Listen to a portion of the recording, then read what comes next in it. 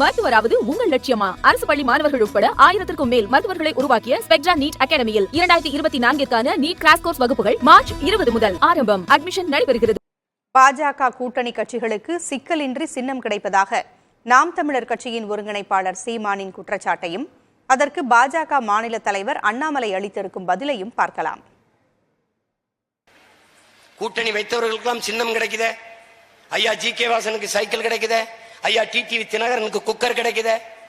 எங்களுக்கு மட்டும் எங்க சின்னத்திலே மக்கர் கிடைக்குது. மக்கராயுத ஏன்? அது எதுக்கு? என்ன பிரச்சனை? என்ன பிரச்சனை?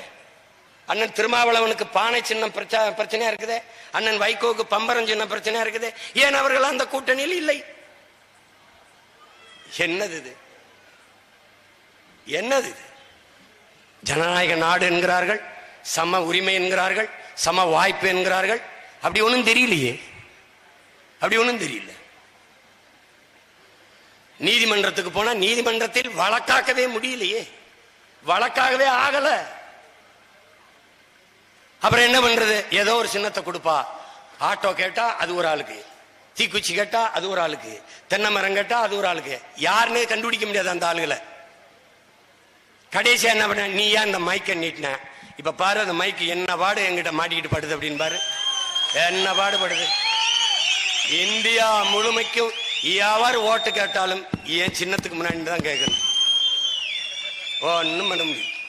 யார் முதல் அப்ளை பண்ணாங்களோ அந்த விகிதாச்சாரப்படி அவர்களுக்கு சிம்பல் போகும்.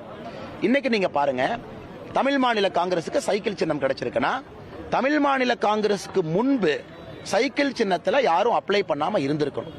அதாவது அந்த குறிப்பிட்ட காலக்கெடுவுக்குள்ள எந்த ஒரு கட்சி சின்னத்தை அப்ளை பண்றாங்களோ அவர்களுக்கு முன்னுரிமை கொடுப்பாங்க. இது எல்லாமே டிரான்ஸ்பரண்ட் ஓபன் ப்ராசஸ். உதாரணத்திற்கு நாம் தமிழர் கட்சி டெல்லி ஹைகோர்ட்டுக்கு போனாங்க, டெல்லியில் இருக்கக்கூடிய உயர்நீதிமன்றத்திற்கு போனாங்க. டெல்லி உயர்நீதிமன்றமே இதை தீர்ப்பா கொடுத்திருக்கிறாங்க. இது ஒரு ப்ரொசீஜர், இதை மாற்ற முடியாது. சுதந்திரத்திற்கு பிறகு இதை ஃபாலோ பண்றாங்க. அதே போல ஒரு இடத்துல நிக்கிறாங்க சில கட்சிகள் தமிழ்நாட்டில், அவர்களுக்கு சிம்பல் கிடைக்கல. அதுவும் ஒரு ப்ரொசீஜர் தான். தமிழ் மாநில காங்கிரஸ் 3 இடத்துல நிக்கிறாங்க, அமமுக 2 இடத்துல நிக்கிறாங்க. அவர்களுக்கு முன்பாக அந்த சிம்பலை யாரும் கேட்கல. இது ஒரு டிரான்ஸ்பரண்ட் ப்ராசஸ்.